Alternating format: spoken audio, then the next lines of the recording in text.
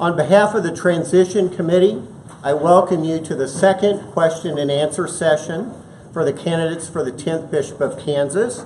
I will now bring them out and introduce them to you.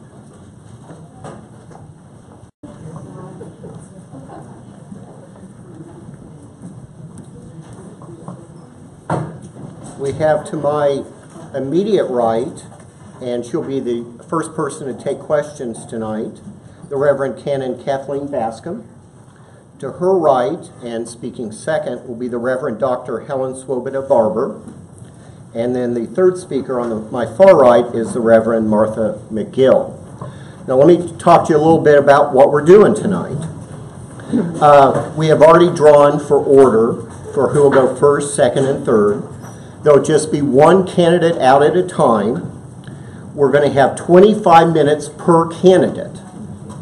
We have 2 common questions for each convocation that have been pre-selected from the many questions submitted by people from the diocese. And I want to thank everyone who submitted over 70 questions. Thank you very much. After the 2 common questions are read, they will draw from the infamous bingo balls behind us for 40 other pre-selected questions that they will be answering. Okay? I will read it. A copy will be here on the podium. I remind the candidates you need to stay at the podium because of this. Little technical IT issues. So, yeah, don't wander around or you go off camera. All right. Now, at the beginning, keep in mind these candidates have not heard these questions. So, when I ask the question to them, give them a moment to think and reflect on it. It may take them a minute to think about it before they answer it. So I ask that you give them that consideration. After 25 minutes, the first candidate will leave. We'll bring the second candidate out. The 2 same common questions will be asked, then they'll select questions after that. After the third candidate has come out, we'll bring them all back out again for closing prayers led by the Reverend David Jenkins. And so now I would invite the Reverend Helen Swoboda Barber and the Reverend Martha McGill to go to their rooms. So what happens when you don't do what you're supposed to? No. And I will start by reading the first question. And by the way, there is a mic here if you want to hold it. Okay. And let's just try and see how this works. Testing, testing. Does that help or not? Yes. It does help? Yes. Okay. So if you want to use this, Okay. Can this part rest there? And yeah, this part just leave that there. Okay. So here's the first question. Given that some parishes do not have a priest, will you allow ordained deacons to perform the Mass or liturgy of the pre-sanctified and administer Holy Communion from the reserved sacrament? Would you consider allowing trained lay worship leaders and Eucharistic visitors to offer pre-sanctified communion at scheduled worship services in the absence of a priest?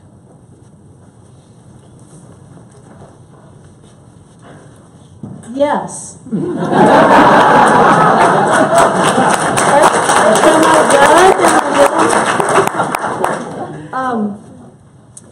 I am from the Diocese of Iowa. I've served churches 3 different sizes there. One where we had about 80 people on a Sunday. That was in Newton, where the Maytag Corporation was, but then dissolved.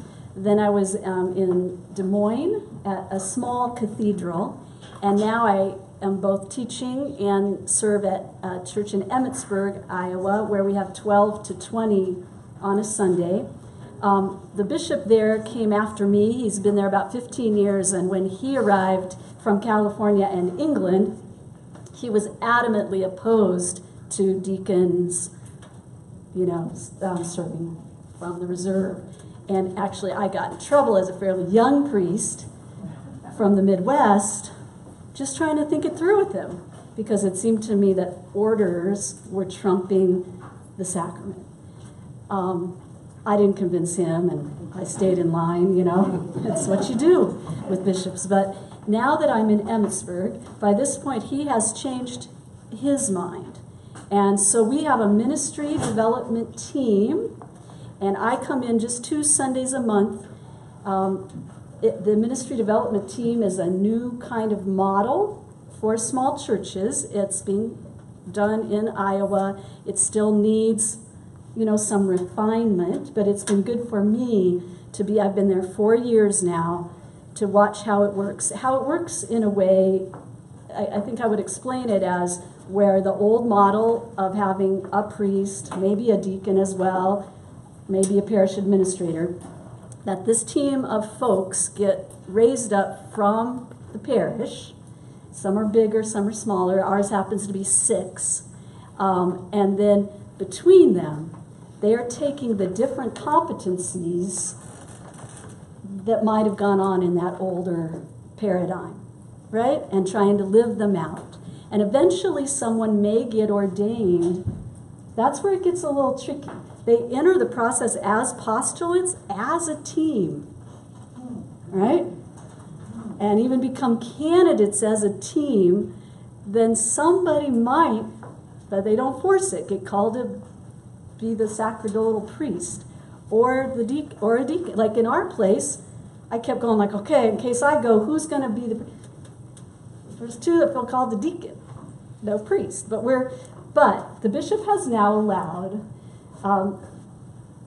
for them to do, when I'm not there,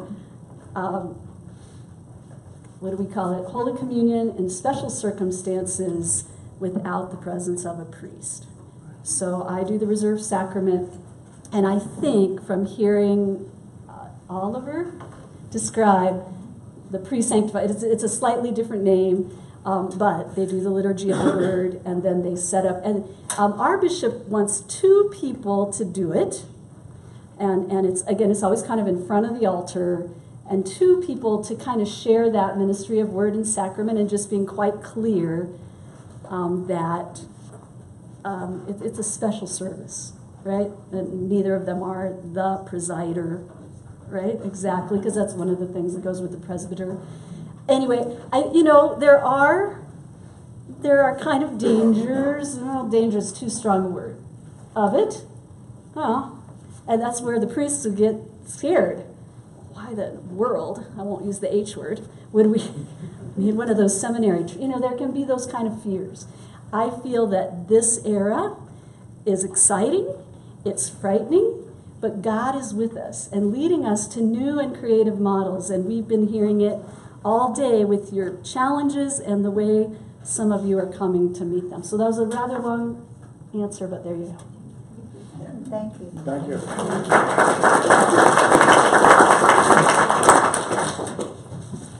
Next question.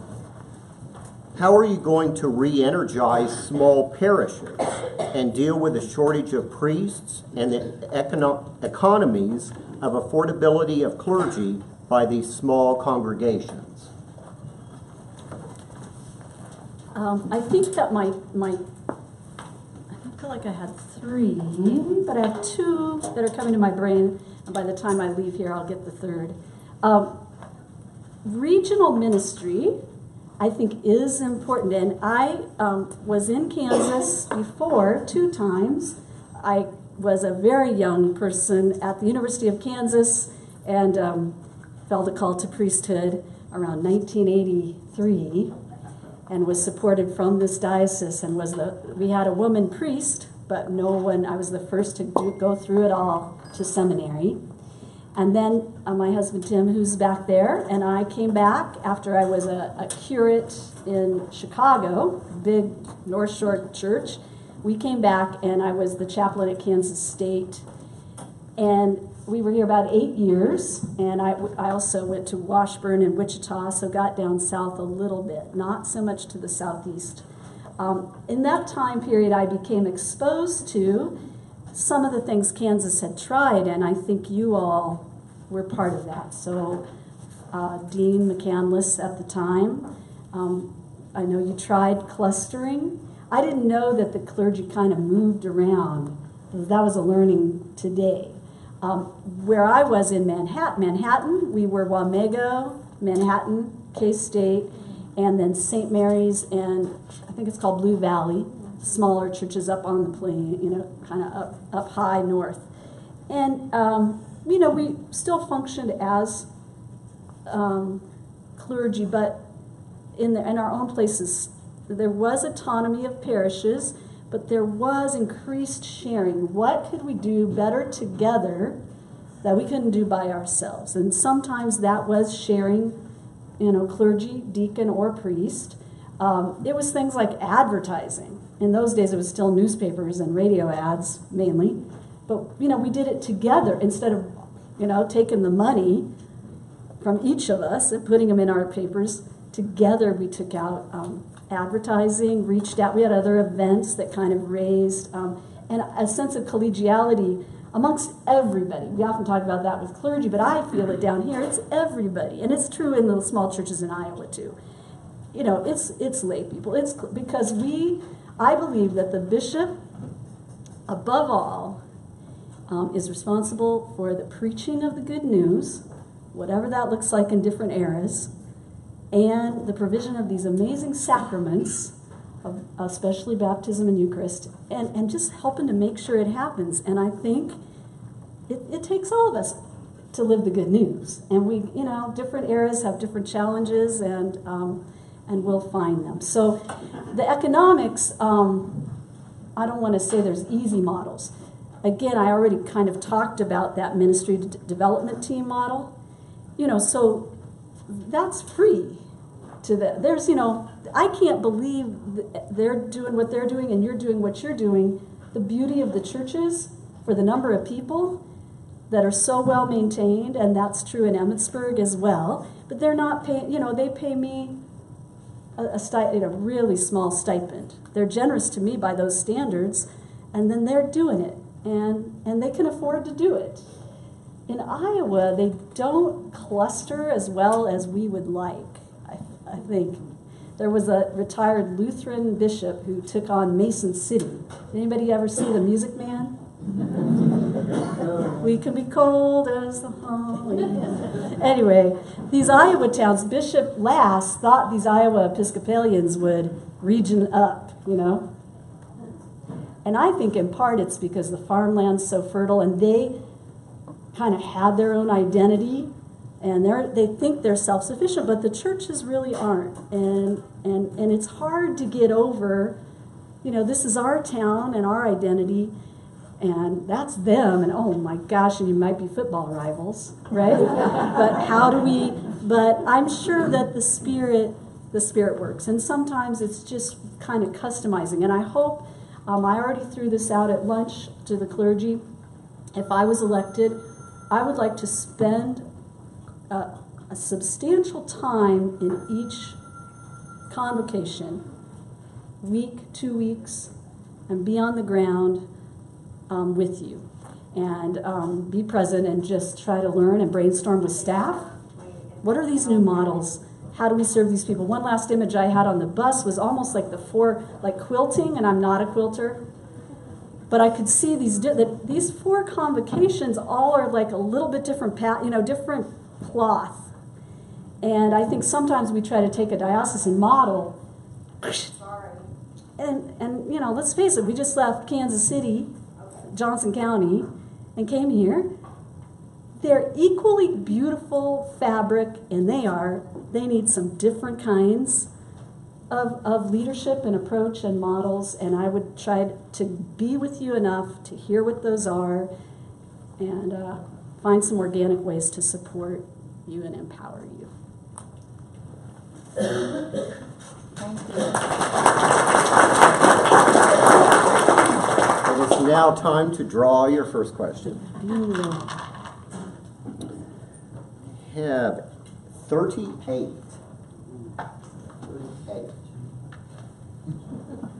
Right, it'll hand that to me.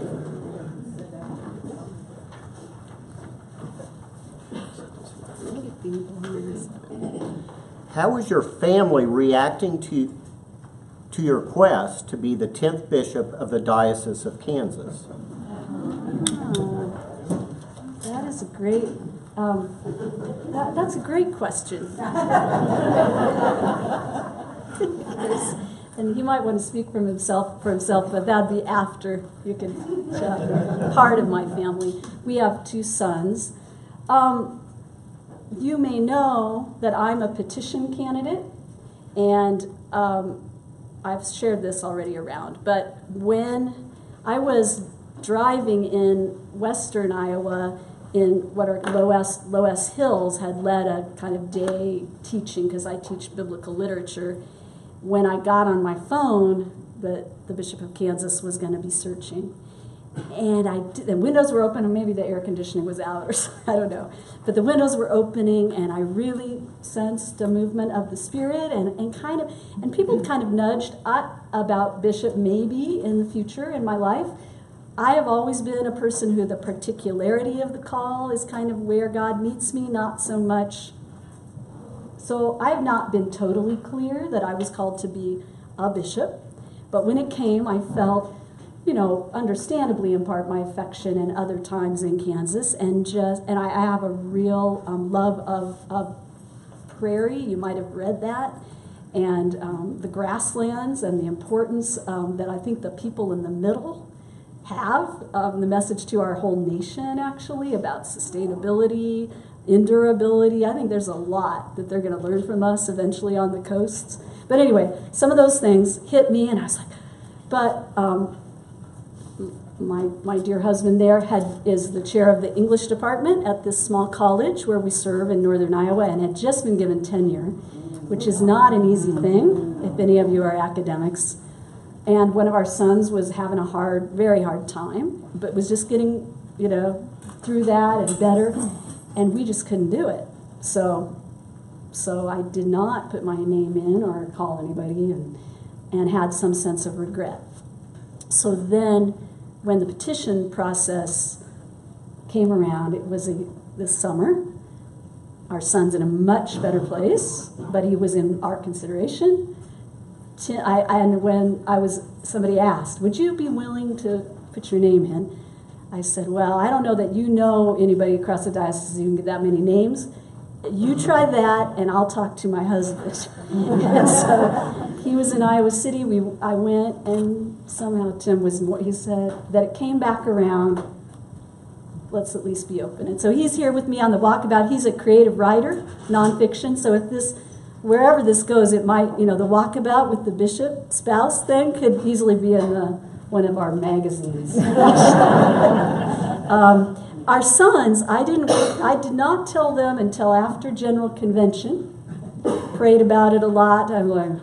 And actually, was in touch with members of the trustees and was in General Convention, really kind of in shock, and my boys, one, because he goes to college free, our older one went to New York and kicked around and now goes to college free. He was the one who was most because we're professors there, he was the one that most concerned if we were to leave. But we kind of assured him we'd support him there. And then the younger one, who hadn't liked it a year ago either, was kind of like, yeah.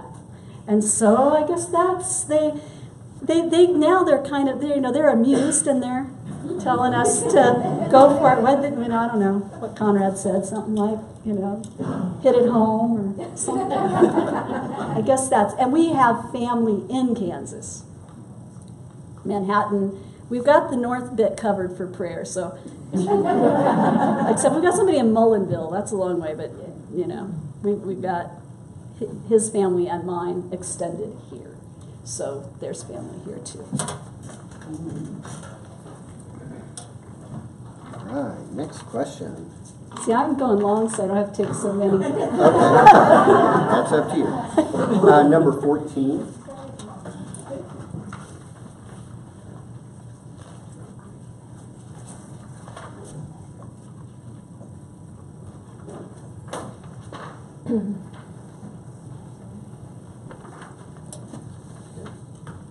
How would you handle instances of clergy misconduct?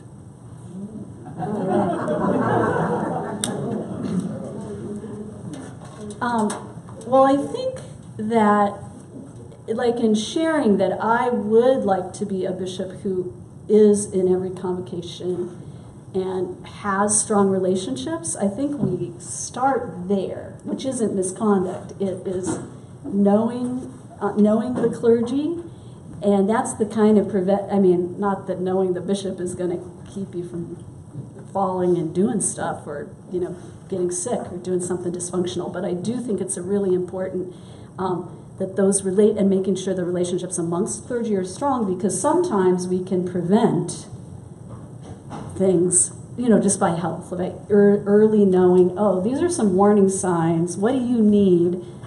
How stressed are you or what?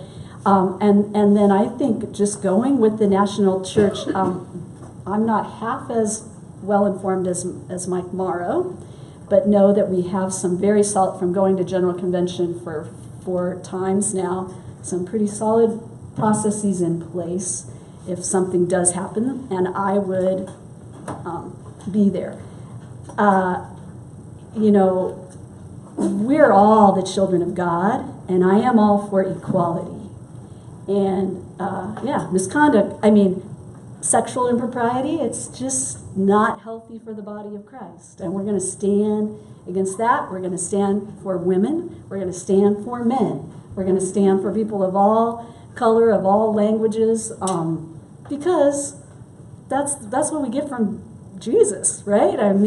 He did some amazing things. So forgiveness and chancellors and even informal attorneys, I would need to be briefed well by those who really know and have studied this and would lean on those people as well.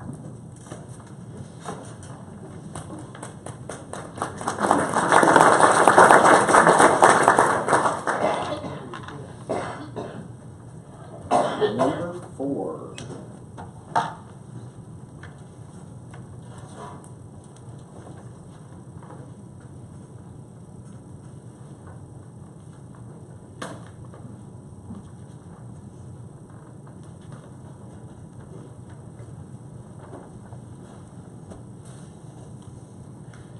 Give an example of how your personal witness of Christ has impacted another's life.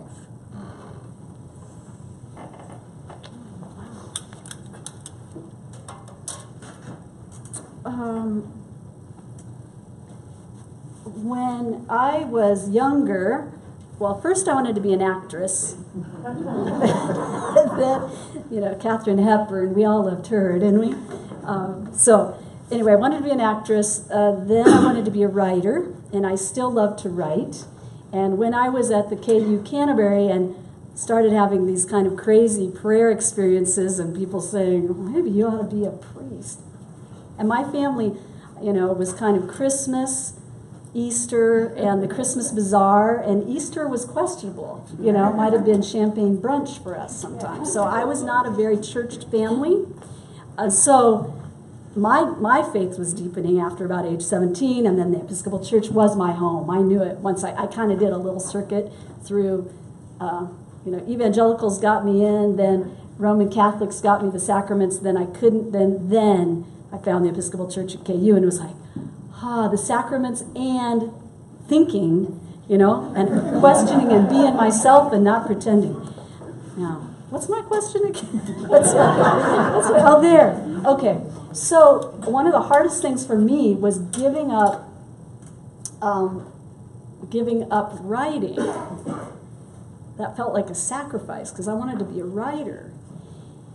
And I said I would, and then I pretty early learned that preaching was writing, and that I really believe that human beings are the greatest art. And so I like to hope that my preaching, and this says another, and I probably should be thinking more specifically, but I would say one of the deep joys I had as dean of our cathedral was to get to preach authentically and to have people tell me how much it changed them. And then some of these people, some of them really could change some stuff in the city of Des Moines. And to watch them do it, make some real changes that affected a lot of people, that was a blessing to me. Just recently, when I started teaching, I went back to do a creative writing and environment degree when I followed Tim to study, to teach and just to follow Tim. I did this creative writing and environment degree. And I had a couple of these students who were mainly in their 20s and 30s in an MFA program. You know, and that's one thing I think about evangelism here, that maybe I'm more prepared than I thought I was, because these young adults, I was writing kind of about myself, and then it morphed into fiction. And I wanted to write about prayer. And I'm like, well, what does prayer look like on the page? And how's that versus thinking? And then they said, yeah, you ought to write. She's interested, you know. She, not me necessarily, this Bridget I started writing about, she's interesting. Sure, you should write about her prayer life. And then I'd keep writing, and they're like, we didn't even know this kind of Christianity existed.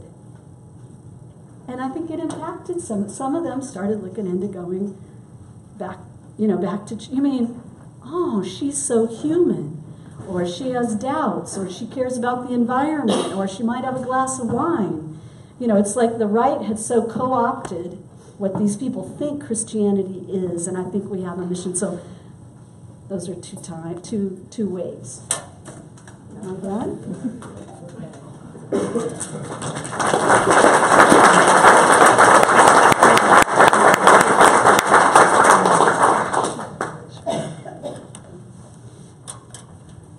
The Lord be with you. And also with you.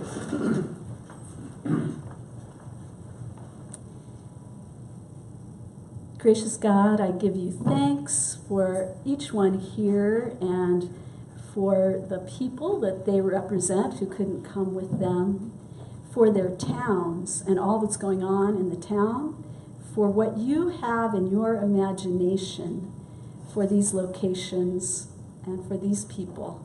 I give you thanks to be able to be among them. Ask you to bless this process. In the name of the Father, the Son, and the Holy Spirit. Amen. I'd just like to thank the Reverend Canon Kathleen Bascom for being here and answering questions. And we'll have her go back to the room, but she'll come back out for closing prayers. Thank you very much. All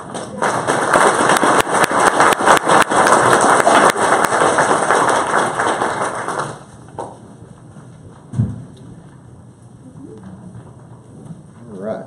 The next candidate I'll wait for her to come out and I'll introduce her again to you. The next candidate's name, please. The Reverend Dr. Helen Swoboda Barber.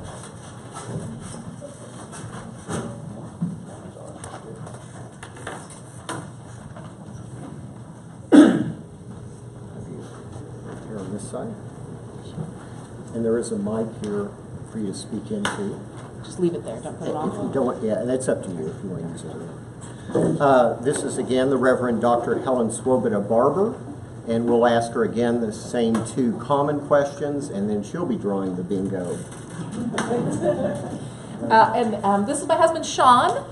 And after last night's session, he said I spoke very quickly. So if I start speaking too fast, I can get really excited about the mission and ministry God calls us to. If I start speaking too fast, please just wave your hands. I'll take a breath and try to slow down. Oh, apparently for a few people they're having trouble hearing, so.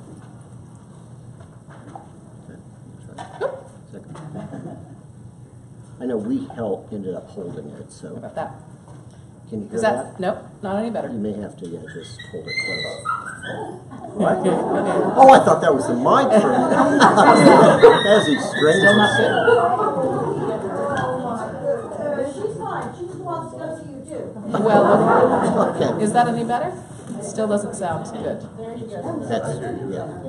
Well, yeah, okay. And you need to stay again very close to the podium because of this. Sorry. Okay. Question number 1.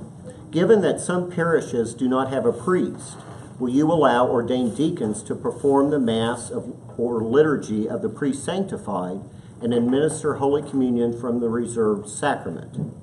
Would you consider allowing trained lay worship leaders, Eucharistic visitors, to offer pre-sanctified communion at scheduled worship services in the absence of a priest? Thanks. So spending the day in this convocation got me thinking about this question in a deeper way.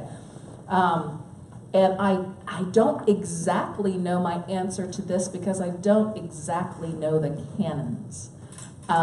So I would carefully watch the canons and try to figure out some way, because when we created the 1979 prayer book, we changed our understanding of Eucharist, and it became the central point of our gathering every Sunday, which is fantastic, except now when we don't quite have the ability to have priests to bring that communion to all of us every Sunday morning. So we have this difficulty that we need to figure out, and I don't think we've figured out the right answer yet.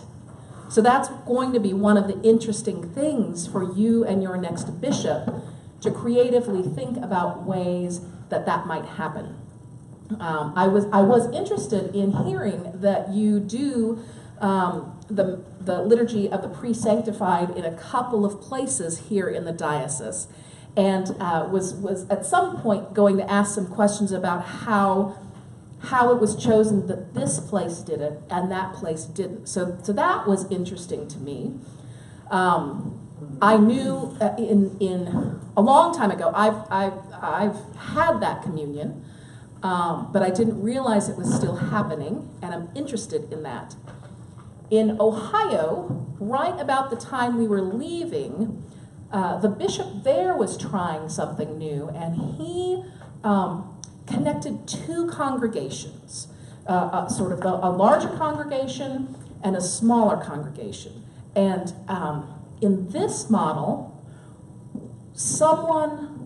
there were teams of people, one person from the larger congregation and one person from the smaller congregation. And those two would go to the 8 a.m. service of the larger congregation and be sent forth, like people are sent forth to give communion at home, but they'd be sent forth with a bunch of the consecrated bread and wine, take it directly to the smaller congregation, where they then would celebrate with that sort of freshly consecrated bread and wine. I thought that was an interesting model, but again, like I said, it started just as we were leaving, so I don't know how that experiment turned out. But I thought it was an interesting experiment. I also have thought a bit about what it would be like to have lay worship leaders offering pre-sanctified communion.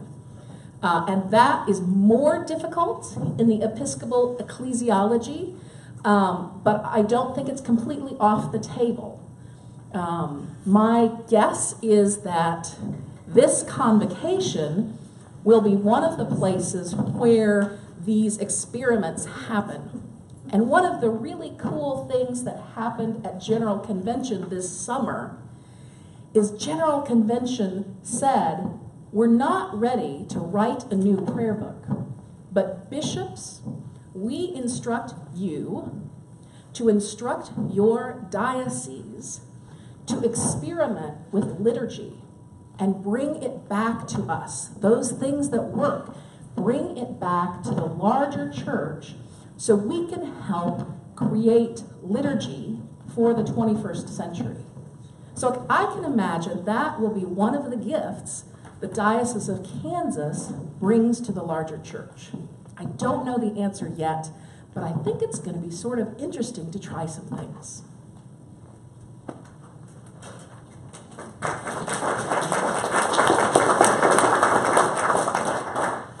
How are you going to re-energize small parishes and deal with the shortage of priests and the economies of affordability of clergy by these small congregations?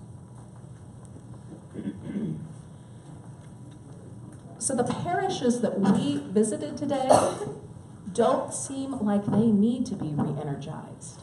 They had so much life in them. And they might not be the same thing they were 20 years or 40 years or 80 years ago. but they were vibrant and they were full of life, and they were sharing the love of Jesus in their community. Now, there may be other congregations, and we might have just seen the shiny, happy, pretty side of the congregations we visited. But I was impressed with the people we met and with the congregations we went to. There is a lot of vitality there. No matter what size congregation, no matter how young or how old or how many folks are there, I think there are two, I can't say that word without making noise, this many ways for us to become vital. Those two ways are prayer and digging more deeply into the Bible. No matter how deep we are in our journey, no matter how large our church is, no matter how many degrees we have, the ways for us to become vital are to have a rich prayer life and to continue learning about Jesus by continuing to dig into the Bible. So that's the basis of everything, and if you call me to be your bishop, I will be working with you on that over the years that we're together. The shortage of priests, we mentioned a little bit in this last question that we would have to play a little bit about how to do communion. In the congregations we were at this morning, it sounds like you all are really good at taking care of one another. That the pastoral care is being taken care of by the communities in a lot of ways, which is really heartening. The Bishop Kemper School for Ministry and their willingness to come down here is a help with adult formation. And the youth events camps are a great way for congregations that have only one or two youth to be connected to a youth group. So there are ways that we can do this together. But I think the main way to energize us is to really deepen and enliven our prayer life and find new ways to continually be bathed in the stories, especially of the Gospels, but of the Bible as a whole.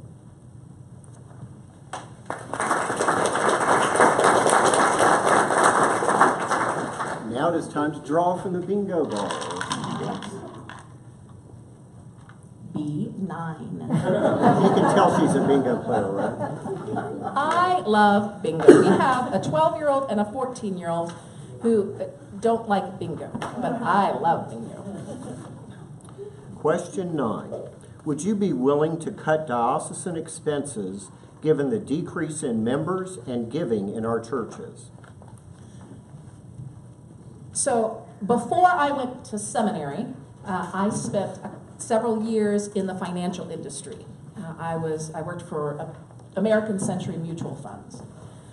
So I'm able to read spreadsheets and I can dig into that, and I think that is a really important task of rectors and bishops and that sort of thing. So I take that very seriously. That part of our job is to make sure the ministries that we are called to do have the funding necessary.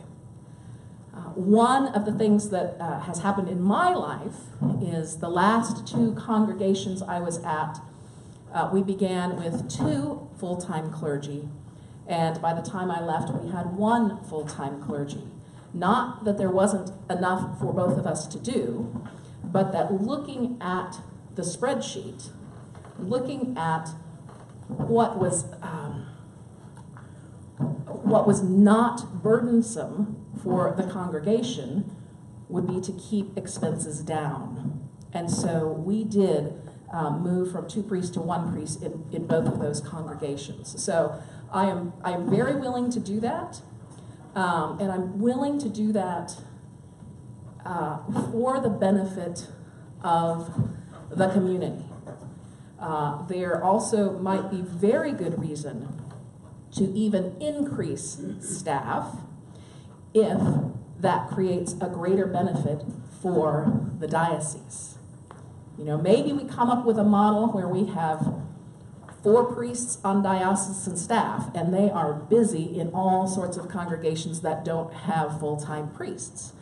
That might be that we would raise the amount in the diocesan funds to do that. So I won't guarantee that I will cut diocesan staff or expenses, but I'm definitely able to do that, and I have a good understanding of financial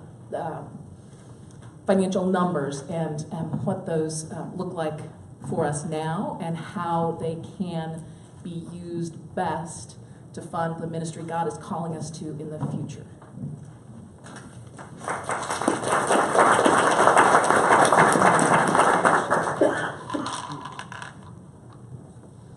I-24. Does anyone have bingo yet? 24.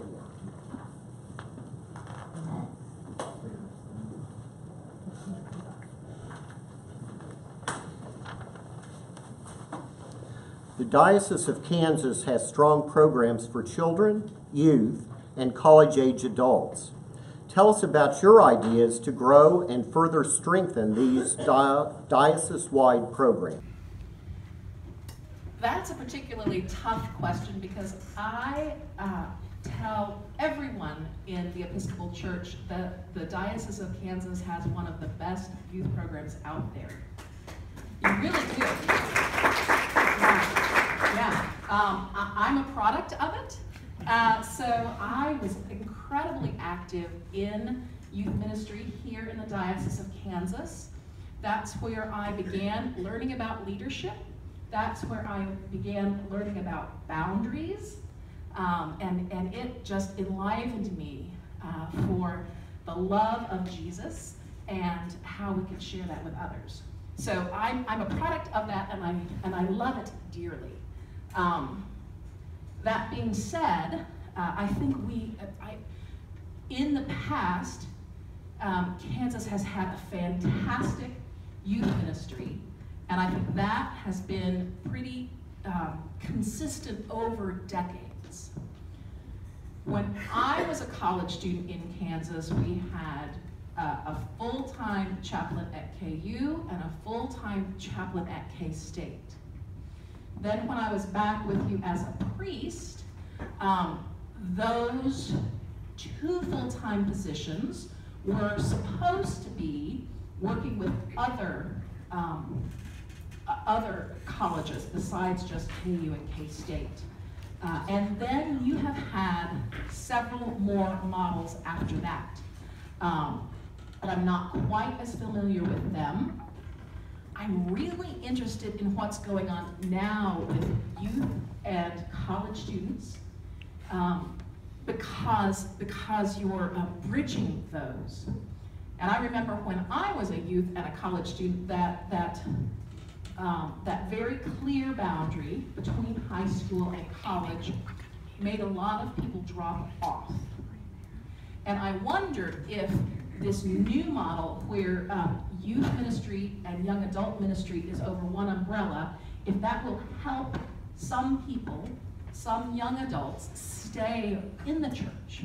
So I'm interested to see if that's true.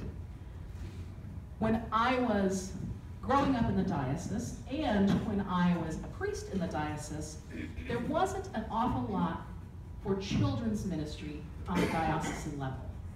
I don't know if that has changed much, no. But one easy thing that I think we could do with very little cost is create a diocesan resource center.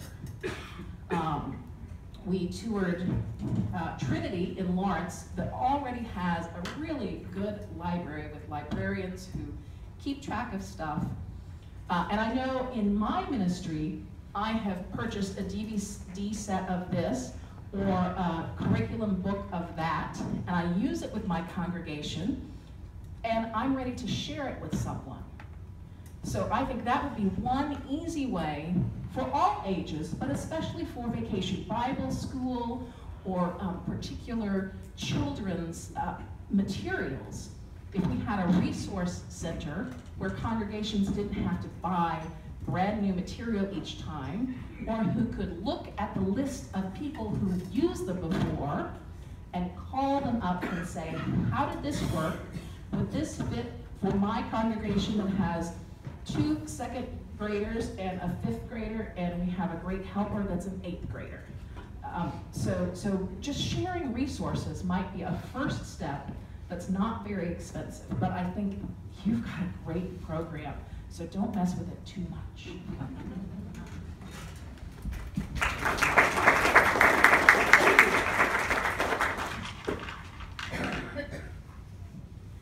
B12.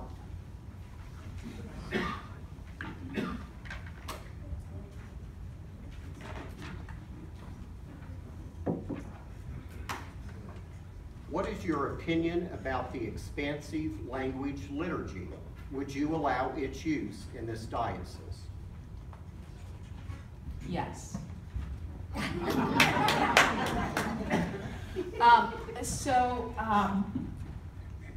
Yes, it matters to me, because it matters to me how we imagine God. And if the only words we ever use for God are masculine, that limits God. And God is limitless. Expansive language isn't about just replacing the he's for she's. It's about helping our mind understand the incomprehensible. And so it includes wide varieties of images for God. God as my rock.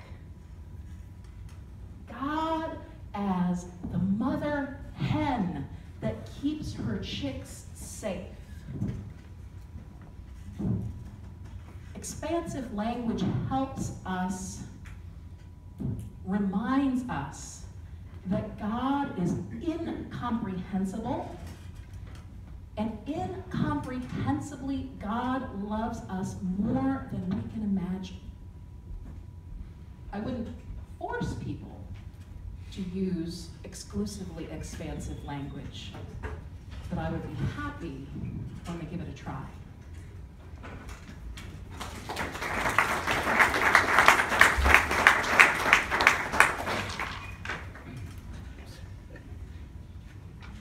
B6.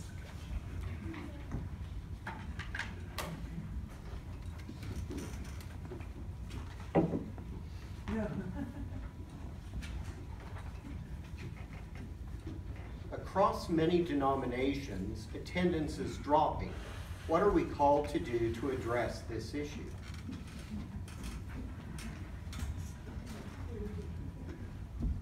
Don't panic.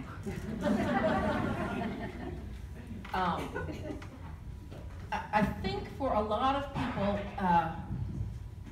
that can start them down a path of the sky is falling, and a guilt trip, and it is my fault, and what can we do? And that is not particularly helpful. The way I understand the church and where we're going is that we're becoming a post-Christendom society. So way back with Constantine, Christianity started becoming the religion of everyone. Everyone in the Western world was Christian. And we're living in those times where that is no longer an expectation. That is no longer true. But that doesn't mean that Christ doesn't matter. I don't quite know what's going to happen, But my suspicion is that in 20 years or 50 years, congregations are going to be places where a fairly small group of very faithful people come to be fed, to be strengthened, and to be with others like them. And I believe that this core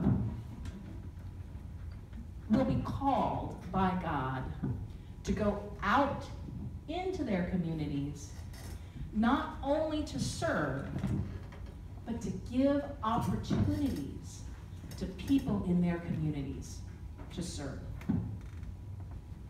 One example of this is the congregation I worked with in Ohio was a somewhat small congregation, 50, 75, and we put on a yearly rummage sale that made $15,000.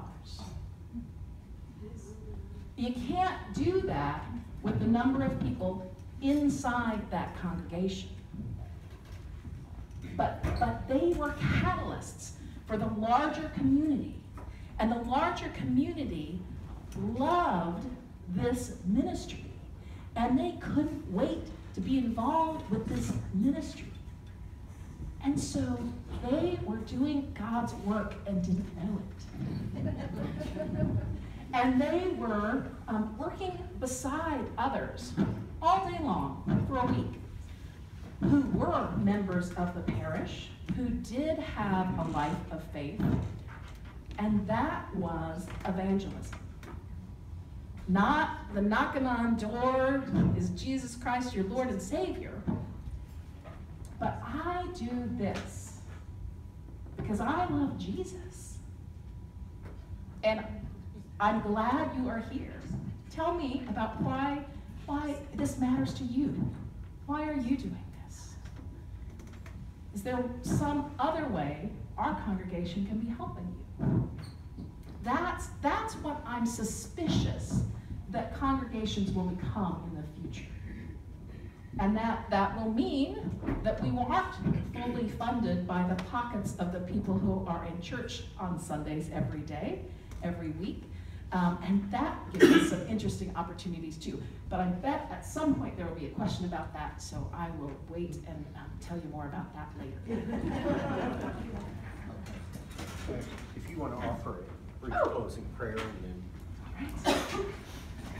Let us pray. Holy God, we give thanks that you are here in the midst of us. We give thanks for our safety.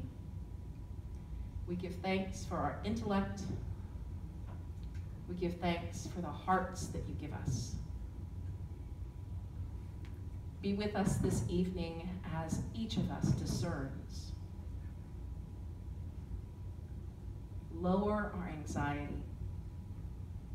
Increase our faith. Help clarify the path that you have for each one of us and for the Diocese of Kansas.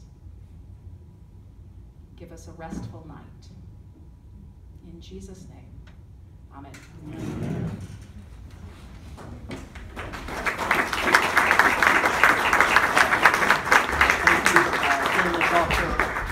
Helen Smith, Harvard. Thank you for being here, and we'll have you back out. Friend Martha McGill, and as I indicated before, we have two common questions. The first one, and the other thing before we get started, they're asking you that you use this mic to speak into, and you really need to stand behind them. I guess, now, do we have a little more flexibility on the movement? Okay, and she is now recording on her phone. All right. Anyway, use All right. that. Just Okay. Not so close to your mouth. All right. And not, Okay. yes. The movement makes it do that odd noise that makes it hard sometimes to even hear the dictation of the speaker. Okay. All right. Question number one. Given that some parishes do not have a priest, will you allow ordained deacons to perform the Mass or liturgy of the pre-sanctified and administer Holy Communion from the reserved sacrament? Would you consider allowing trained lay worship leaders, Eucharistic visitors, to offer pre-sanctified communion at scheduled worship services in the absence of a priest? So, in the Diocese of Maryland, I was chair of the Commission on Ministry when we started the Total Mutual Ministry in Western Maryland, where I now serve. And so we had a lot of questions about what we called their deacon masses and lay Eucharistic reserved sacrament worship. And so I hadn't heard of the, we were talking about that at lunch, what do you call the name of the service? Pre-consecrated. Okay. And what I would do when I come here is I would listen more carefully, see what you do, listen to the deacons, listen to the priests, listen to the lay leadership of parishes that are considering that. We would have conversations around that. I want to make sure that I would understand what's been your practice, what's been your history, what your concerns are, what the strengths and weaknesses of all of those are. My inclination, though, would be to try to provide reserved sacrament as much as possible. So in the parish I serve in Western Maryland, which has small parishes, much like the Southeast Conference, and in my own parish, I allow my lay Eucharistic ministers, when I do not have retired clergy priests available, or I have a retired bishop in my parish, the retired Bishop of Easton, when he is off being retired, which he loves to do, I allow my lay Eucharistic ministers who have been allowed by the bishop to do the liturgy of the word. They do, it's much like what you do here, they do a prayer that's a communion under special circumstances, and they distribute reserved sacrament.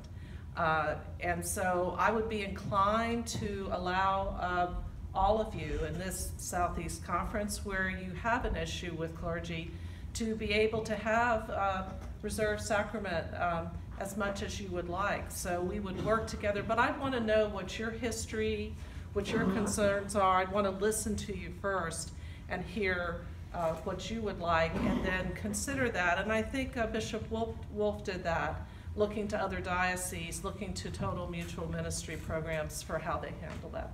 So that'd be my answer.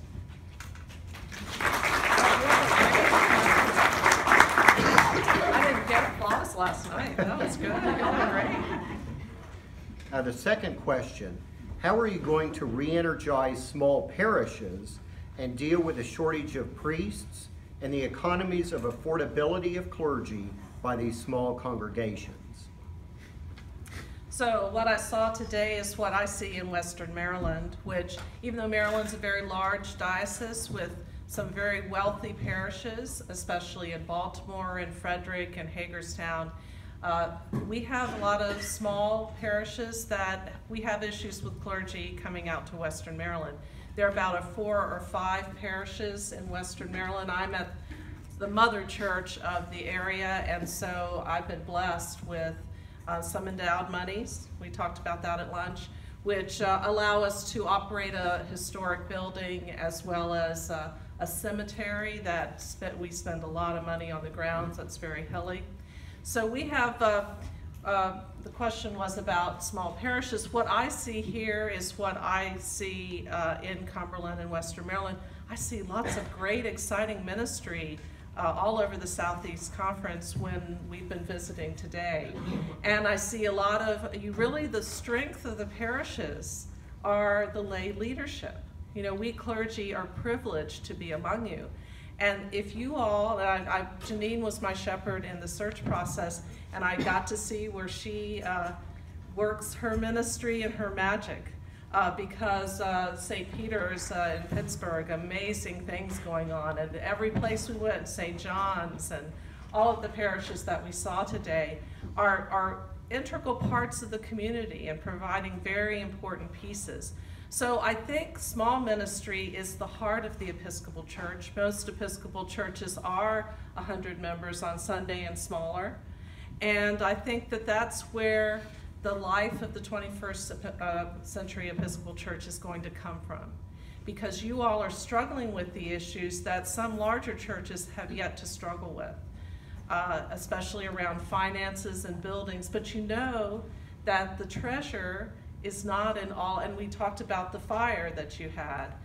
The treasure is not in the building, it's in the people. It's in the people of God. So I think that small ministry is the hope of the Episcopal Church. And as your bishop, I would be there to walk along with you into this new place that Jesus calls us. And the small parishes, I think, will be the lifeblood of that. So I'm with you all. So. Okay, your first bingo ball. All right. I, 17. I played a lot of bingo. Good way to raise money, right? Oh, well, you know, I got into trouble about that in my church in Baltimore. Had the daughter of Harry Lee Dahl, Bishop Harry Lee Dahl, and Harry Lee Dahl was well known for the diocesan canon against gambling games. And so we suggested in South Africa before I got there, we would have bingo at our church fete. I think that's what they call their church festivals and fairs. And so I thought, great idea, and I mentioned it, and that was not to be. Do you support the Curcio program? So I've heard about Curcio when I was in the Diocese of Virginia, but I really experienced Curcio in happenings, in the youth happenings, when I was in the Diocese of Christ the King, South Africa, because amazingly, the whole Curcio movement is a big part of the South African church. So I was, I'm trying to remember, I was the spiritual director of happenings, but really it was run by the youth and some other adults. And so what I see with the youth with happenings, it just gives them so much passion and energy for the story of Jesus. And I think it's a big part of the Jesus movement. I've had several senior wardens who were, how do you say it? Let's see, Cursionistas? How do you say that? Yeah. And they would go back for reunions. And I think that Curcio particularly is great for folks who love active worship. And because you take off your watches, right? And you spend time together and you live into the gospel in very active ways. And so I'm a supporter of Curcio. And I have not been an adult Curcio, but I've been on 3 happenings. So, yeah.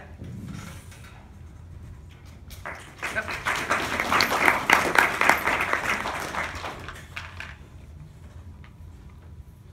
B5. I don't know if I had B5 last night. Did you move them around? I hope not. I'll tell you. I don't think so. No? Okay. At least I didn't look for mine. You had B3. Okay.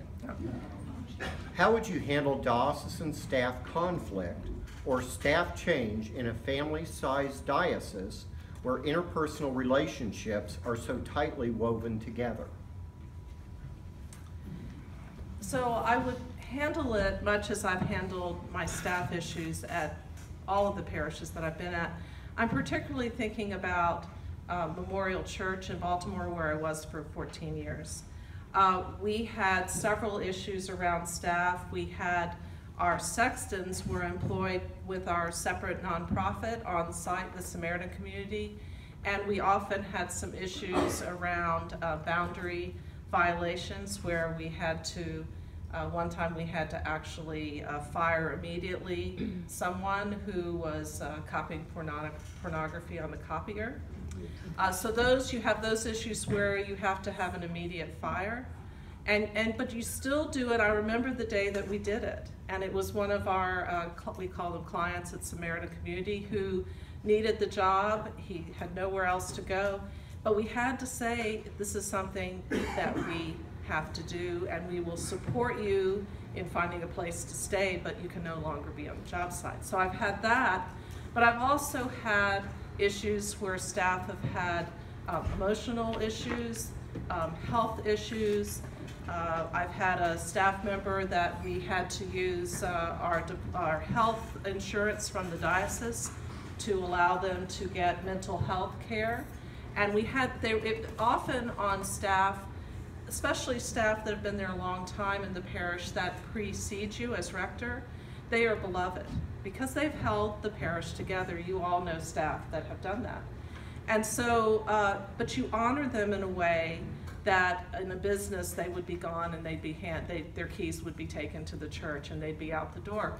So you have to abide in love as Jesus would have us do with those who are struggling on the staff. So I've had to work with folks in that way. I have my housekeeper now is having hip replacement, probably as we speak, and she needs the money for 3 months. She's part-time, she's really not entitled to it, but we've come up with a plan to help her with groceries, with gas, and during that 3 months, but also some kind of sustenance and stipend. As far as conflict within the staff, my method of dealing with conflict is, as I said before, is to listen. It is one that I want to understand all the angles. I want to understand what's going on. I don't want to make a decision unless it's for the safety of individuals in the community. I don't want to make a decision too quickly because I want to, that conflict has been probably coming for a long time. And often it's interesting, conflict, initial conflict is often not the real issue. There could be some parish history that I don't know about. There could be something going on at home with certain individuals that I don't know about and the community doesn't know about. So it really is a place that you take your time, you listen, you seek to understand, and often the solution to conflict, it's not an either or. It's often somewhere right in between, and it's often a solution you don't see unless you take the whole issue on God's time and listen and discern in God's love. So, I-26.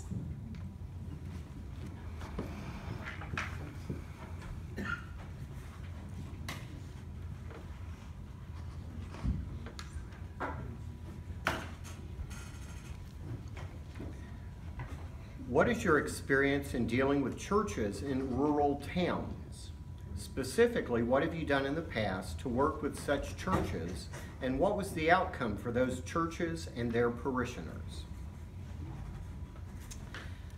So I've been associated with rural churches throughout my ministry. During seminary, I was out in Delaplane, Virginia, at a rural parish. My parish in South Africa was rural and it was outside of Johannesburg, about 30 minutes, but it was still a rural parish with people who raised sheep and cows and milked their cows and had herds of many various and sundry types of animals. So South Africa was there. And then where I am now, even though I'm in the city of Cumberland, it's a very rural place with lots of farmers. So what I found is what I found here is it's about the people, and the people know the community. The people of God in each parish, you know your community. You know what works, you know what the issues are. And one of the things that I've found in rural communities that I've served is asking the people of God what are the issues, going out into the community, observing, coming back, offering things that draw people not only in the church but go out into the community. Deacons are a great vehicle for this, going out into the community and bringing God's love to the community.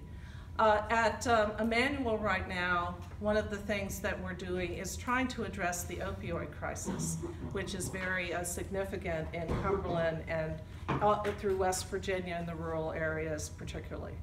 So we partnered ecumenically and with other Episcopal churches to do a Halloween on the Hill. And that's where all the children in Cumberland and in the environment, they come up on the hill and they have free meal and they get to dress up and trick or treat and do trunk or treat. Some of you have done trunk or treat, youth have done trunk or treat. They come up and they have a safe place to have Halloween. And we are continuing to work with the hospital around the opioid crisis. But I just, one of the things I think even more basic than that is, and I've heard that today, is being that place where when suffering happens, the church is open and a place that allows people to have funerals, to have weddings, to have baptisms. I have a 90-year-old in my parish, and who is the bowler here? Where's our bowler? There you are. So she is a great bowler in Cumberland, a great lady at 90. But her youngest son has come back to live with her. He used to work for FEMA, and he died. She came to me. He did not come to church regularly. She wanted so much to prove that he was. She said, well, I think we'll just do the funeral in a funeral home. And I knew it was because she was afraid I would say no, because she thought, well, he hasn't been coming to church. And I said, hey, we're here for you, whatever you need. And I said we would be honored to have Charlie's funeral here. And she thought about it, and she called me back, and she said, I'd like to have it there, but just a memorial service. I don't want to, I'm not sure the police are going to release his body. And she was, but eventually as she kept going, she realized it was okay. It was okay, and we were there for her. This is someone who is a dedicated Episcopalian through her whole 90 years, and she was worried that her son, because of his life and because of what she saw as inattention to Sunday attendance, that he would not be buried in an Episcopal church. So I have that happen not only in the Episcopal church, folks who are Episcopalian, but I in fact have done funerals at the funeral home at the request of someone who is a non-practicing Islamic Iranian who wanted me to come and do something about the divine. And so when I met with, and this is one of those things that only happens in a small town, because most of our doctors are actually Muslim in Cumberland. And I'm not sure why that is, but that just seems to be the case. So our professional doctors are Muslim. But he was not practicing. And so his family came to me and said, well, we know you because you married his son and our daughter-in-law, and I would love you his wife said, come to the funeral home. So I came to the funeral home. We had a meeting beforehand, and I said, well, I realized I wasn't going to talk about Jesus, but I said, well, I can talk about God. And then one of the other son piped up and said, well, I don't think he'd want you to talk about God either. So I was like, okay, so how can I be a vehicle of love to this family that is seeking closure and to celebrate the life? And he was a great neurologist in town, this doctor. So we ended up talking about Carl Sagan. And so he loved Carl Sagan. Remember, billions and billions? Yeah. So we started talking about Carl Sagan, and I started reading some of his quotes, and he has these wonderful quotes about the divinity of the universe and the cosmos. And what's interesting, this living school that I've been a part of with Richard Rohr in New Mexico, which brings together people from all over the world and the country and all denominations around recovering our early church tradition and our mystical tradition, has been talking about the divinity of the cosmos and the universe. And so I could draw on all of that for that funeral. And but I would only have been able to do that if I had in a small community. Because if I had been in a very big community, there probably would have been some other vehicle they would have used, other community vehicle, to have this service. But it was all about relationships, and they came to me. So small churches, and I bet you have your own stories of where something really miraculous happens that's outside the normal Episcopal way of being. And our challenge is to find the way to bring God's love. And just by the way, when Michael Curry, Presiding Bishop Michael Curry, did the royal wedding sermon, I could hear so much of that. They edited it out of a lot of the replays and the YouTubes, but he talked a lot about this universal divine love that we were to live into. So that's back to Carl Sagan and my neurologist, and it's what the Episcopal Church excels at. And we really find that we can live into that in small churches. So I'd love to hear your stories on that. at some point.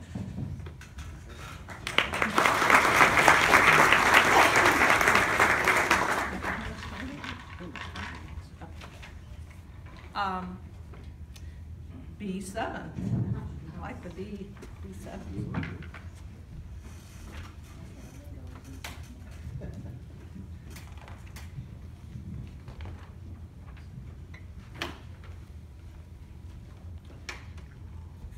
What are your priorities for stewardship of diocesan monies?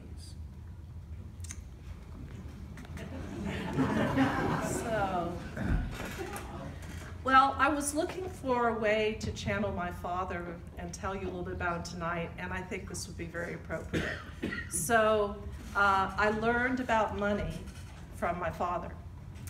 And I'm an only child of older parents. My father was 50 when I was born, so he was born in 1907, and my mother was 46. She was born in 1912. I had a lot of my great aunts, I had a grandmother, are all in their 80s and 90s. All my first cousins were off at college by the time I was born. And my father graduated from college in the Great Depression, the year of the Great Depression. He was a member of the Great Generation, and he served in World War II in the Air Force in England. And he ended up in France after the liberation. I think that so much of his ethos is a big part of me. Just as his genes are part of my DNA, the way that he thinks about money is a very important part of who I am. And one of the things about my father is that I've had to really work through as a follower of the gospel is that because of this experience of the Depression and the war, he saw scarcity and disaster on many sides. So I learned the value of saving. He was very frugal. We only drove black station wagons. We had black phones, nothing too showy. Remember, he's Scottish too. He's of Scottish descent. And but he taught me, I had a checkbook earlier on, he taught me about responsibility with money. And he had so little when he got started, he eventually became a labor lawyer for the railroads and was blessed with financial resources. But he didn't have the faith piece that told him that by that great abundance he'd been blessed with, he could actually give out of his own abundance. He always feared that the Depression was around the corner. Now, so that piece, that conservative piece around money is part of who I am. But I'm also a follower of the way. And so I know to trust in God's vision, that sometimes by actually giving of our great resources, when we know and feel called to a certain goal, we will be blessed tenfold, 100-fold, 1,000-fold. So back to the diocese and the stewardship of diocesan monies, I think it's important to be transparent, to be conservative when appropriate, but also to take risk for the gospel. So that would be the way that I would look at diocesan monies. And as a tax attorney and a lawyer, I think it would be important to make sure you have all of the right safeguards around your money and your endowments, all of your policies, but don't be too afraid to give when you're called to give for the good of the kingdom. So, that'd be that.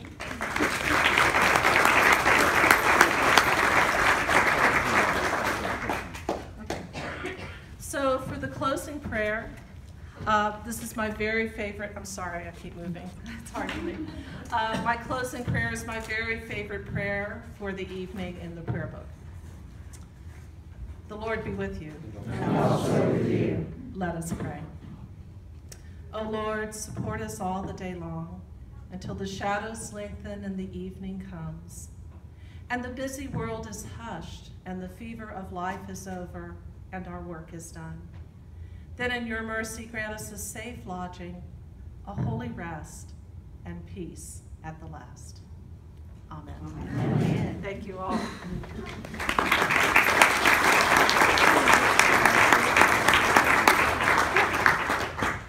The other two candidates to come out. out and again introduce them to you, and then we'll have closing conference by the Reverend David Jenkins.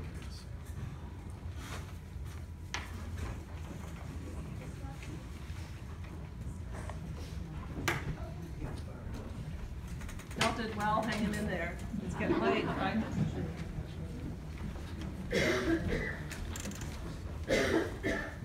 Again, I want to thank the Reverend Martha McGill, the Reverend Dr. Helen Swopita Barber, and the Reverend Canon Kathleen Bascom for being here tonight.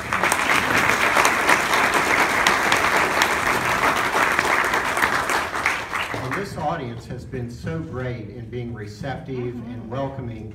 I want you to applaud yourselves. Thank you for